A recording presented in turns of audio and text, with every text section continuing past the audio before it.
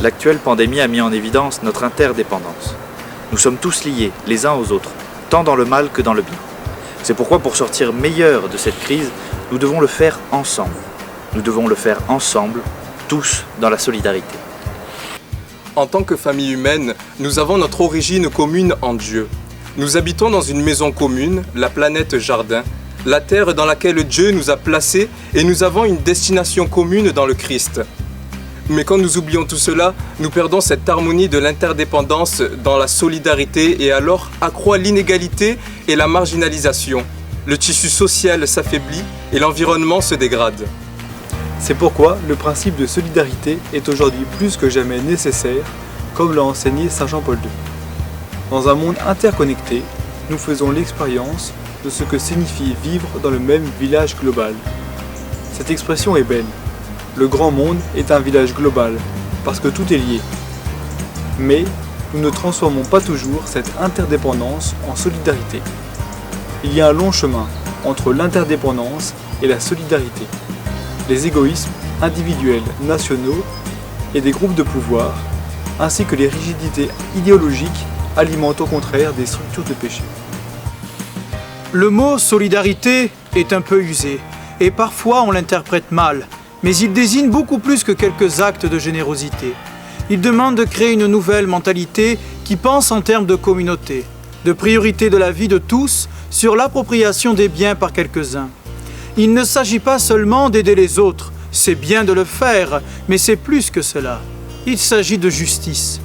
L'interdépendance, pour être solidaire et porter des fruits, a besoin de fortes racines dans l'humain et dans la nature créée par Dieu. Elle a besoin du respect des visages et de la terre. Dès le début, la Bible nous avertit.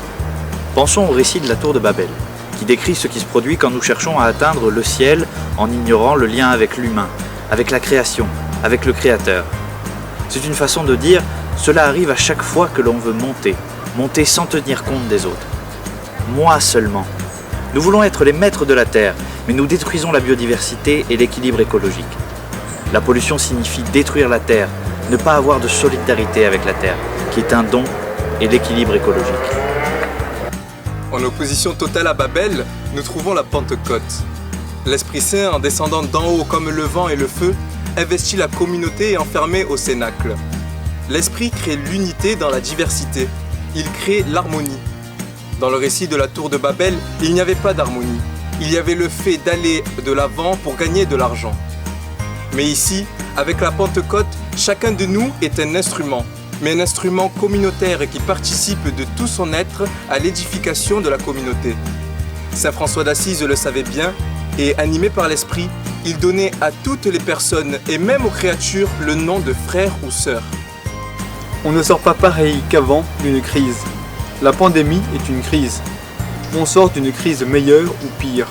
Nous devons choisir. Et la solidarité est précisément une voie pour sortir meilleur de la crise. Pas avec des changements superficiels, avec un coup de peinture comme ça, tout va bien. Non, meilleur. Au milieu de la crise, une solidarité guidée par la foi nous permet de traduire l'amour de Dieu dans notre culture mondialisée, en tissant des communautés et en soutenant des processus de croissance véritables, humains et solides. Au milieu des crises et des tempêtes, le Seigneur nous interpelle et nous invite à réveiller et à rendre active cette solidarité, capable de donner une solidité, un soutien et un sens à ces heures où tout semble sombrer. Puisse la créativité de l'Esprit Saint nous encourager à engendrer de nouvelles formes d'accueil familial, de fraternité féconde et de solidarité universelle.